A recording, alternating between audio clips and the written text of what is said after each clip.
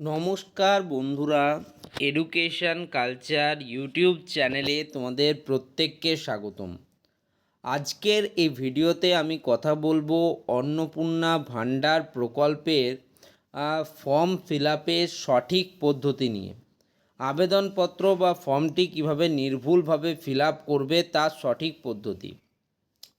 অন্নপূর্ণা ভাণ্ডার প্রকল্পের সুবিধা পেতে ফর্মটি যাতে কোনো ভুল ছাড়াই জমা পড়ে তার জন্য প্রতিটি তথ্য সঠিকভাবে পূরণ করা অত্যন্ত জরুরি। নিচে ধাপে ধাপে সহজ পদ্ধতিতে ফর্ম ফিল আপের সম্পূর্ণ নির্দেশাবলী দেওয়া হলো। ফর্মটি অবশ্যই ইংরেজি বড় হাতের অক্ষরে বা ব্লক লেটার্স এবং নীল বা কালো বল পয়েন্ট কলম দিয়ে পূরণ করবেন। ঠিক আছে, চেষ্টা করবেন নীল দিয়েই পূরণ করতে। ফর্ম ফিল আপ করার আগে প্রয়োজনীয় নথিপত্র বা ডকুমেন্টস রিকোয়ার্ড। ফর্ম পূরণ শুরু করার আগে নিচের ডকুমেন্টগুলির জেরক্স কপি এবং আসল কপি সাথে রাখুন। আবেদনকারীর আধার কার্ড, ভোটার কার্ড বা ভোটার আইডি কার্ড, ব্যাংক পাসবইয়ের প্রথম পাতা যেখানে অ্যাকাউন্ট নাম্বার ও আইএফএসসি কোড স্পষ্ট আছে, আবেদনকারীর সাম্প্রতিক পাসপোর্ট সাইজ রঙিন ছবি, সক্রিয় মোবাইল নাম্বার বা অ্যাক্টিভ মোবাইল নাম্বার এবং কাস্ট সার্টিফিকেট, SC/ST সার্টিফিকেট যদি প্রযোজ্য হয়। ধাপে ধাপে ফর্ম ফিল আপের পদ্ধতি, স্টেপ বাই স্টেপ গাইড। প্রাথমিক তথ্য বা পার্সোনাল ডিটেলস। আবেদনকারীর নাম, আপনার ফার্স্ট নেম, মিডল নেম যদি থাকে এবং পদবি বা সারনেম আলাদা আলাদা বক্সে স্পষ্ট অক্ষরে লিখুন। মোবাইল নাম্বার, আপনার চালু থাকা 10 অঙ্কের মোবাইল নাম্বারটি দিন। এই নাম্বারেই সমস্ত SMS বা আপডেট পাঠানো হবে। ইমেল আইডি যদি থাকে তবে দিতে পারেন, এটা বাধ্যতামূলক নয়।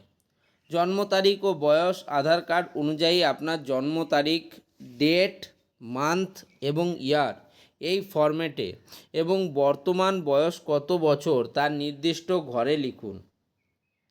2. পারিবারিক ও সামাজিক তথ্য, ফ্যামিলি অ্যান্ড সোশ্যাল ডিটেলস। পিতা মাতা স্বামীর নাম, বিবাহিত মহিলাদের ক্ষেত্রে স্বামীর নাম এবং অবিবাহিতদের ক্ষেত্রে পিতার নাম লেখাই শ্রেয়। জাতি বা কাস্ট, আপনি জেনারেল, SC নাকি ST তার নির্দিষ্ট বক্সে টিক মারুন। আপনি যদি SC বা ST হন তবে কাস্ট সার্টিফিকেটের নাম্বারটি অবশ্যই উল্লেখ করতে হবে। যোগাযোগের ঠিকানা বা অ্যাড্রেস ডিটেলস, আপনার গ্রাম বা রাস্তা, village, street or road, post office, থানা বা পুলিশ স্টেশন, ব্লক বা মিউনিসিপ্যালিটি এবং জেলা বা ডিস্ট্রিক্টের নাম পরিষ্কার করে লিখুন। পিনকোড, আপনার এলাকার 6 অঙ্কের পিনকোডটি সঠিক বক্সে বসান। পরিচয়পত্রের নম্বর বা আইডেন্টিটি ডিটেলস।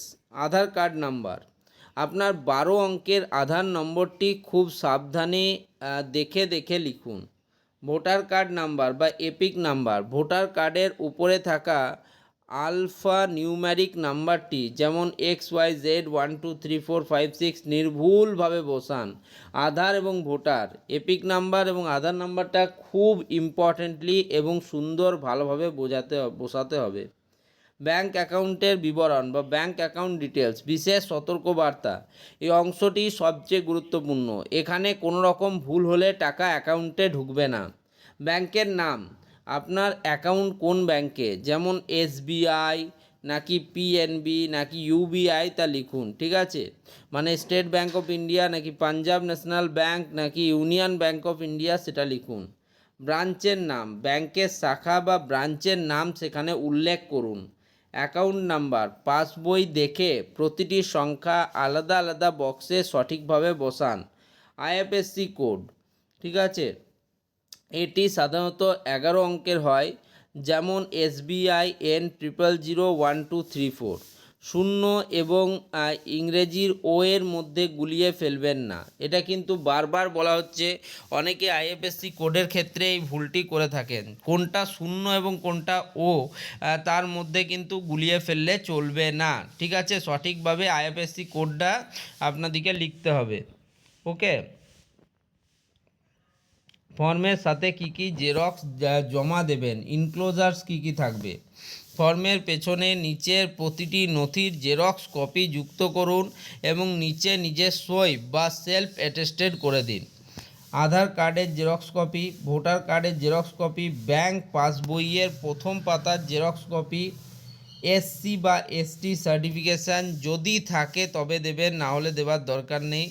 ফর্মের নির্দিষ্ট জায়গায় 1 কপি পাসপোর্ট সাইজ ছবি আটা দিয়ে লাগাবেন, স্টেপলার না করাই ভালো। ঠিক আছে, আটা দিয়ে লাগানোটাই হচ্ছে কিন্তু শ্রেয়। আবেদনকারীর স্বাক্ষর ও জমাদান, সিগনেচার অ্যান্ড সাবমিশন। আবেদনকারীর স্বাক্ষর ফর্মের একদম নিচে ডান দিকে নির্দিষ্ট জায়গায় আবেদনকারীকে সই করতে হবে।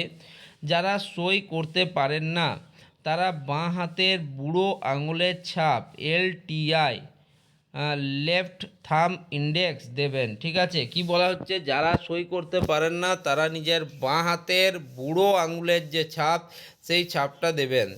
তারিখ ও স্থান, যে দিনে এবং যে জায়গা থেকে ফর্ম জমা দিচ্ছেন তা উল্লেখ করবেন। কোথা থেকে আপনারা ফর্ম জমা দিচ্ছেন, ধরুন বিডিও অফিসে আপনি ফর্ম জমা দিচ্ছেন, তাহলে সেই দিনটা এবং বিডিও অফিস যেটা রয়েছে সেইখানকার লোকেশনটা আপনাকে কিন্তু সেখানে লিখতে হবে। যেমন ধরুন আপনি দিচ্ছেন পশ্চিম বর্ধমানের দুর্গাপুরের বিডিও অফিসে জমা দিচ্ছেন, তাহলে সেখানে দুর্গাপুর আপনাকে মেনশন করতে হবে।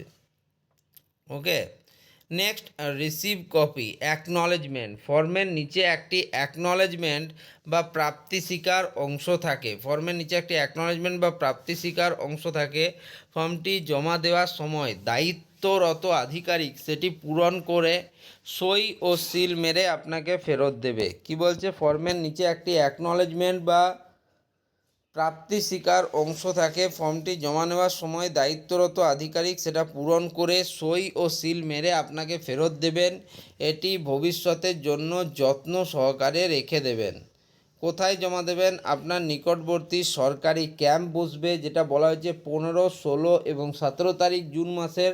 ঠিক আছে, দুয়ারে সরকার বা সংশ্লিষ্ট পঞ্চায়েত বা পৌরসভা অফিসে কিন্তু এই ফর্মটি জমা নেওয়া হয়। বর্তমানে কিন্তু নিজের এলাকার যে লোকাল পার্টি অফিস বা ব্লক অফিস রয়েছে সেখানেও কিন্তু ফর্ম জমা হচ্ছে। ঠিক আছে, এটা হচ্ছে অন্নপূর্ণা ভাণ্ডারের যে ফর্ম ফিল আপ তার একটা গাইড আমি আপনাদের দিয়ে দিলাম। অনেকেই আমাকে জিজ্ঞেস করছিলেন যে দাদা আপনি প্রথম 2 পাতা দেখিয়েছিলেন কিন্তু স্পষ্টভাবে যদি বলা হয়, তো এই যে বিষয়গুলো তোমাদের বললাম এই পুরো বিষয়টা তোমরা যদি মাথায় রাখো তাহলে আশা করছি আর ফর্ম পূরণে কোনো সমস্যা হবে না। এখন তো অনেকেই ফর্ম পূরণ করে নিয়েছে অলরেডি, তারা কিন্তু জমাও দিয়ে দিয়েছে। তাই বলবো তোমরা যারা এখনও অবধি ফর্ম ফিল আপ করোনি তারা অবশ্যই কিন্তু করে নিও অন্নপূর্ণা ভাণ্ডার প্রকল্পের জন্য ফর্ম ফিল আপ। ওকে, ধন্যবাদ সকলকে, ভালো থেকো, সুস্থ থেকো এবং আমার চ্যানেলটি সাবস্ক্রাইব করে নিও।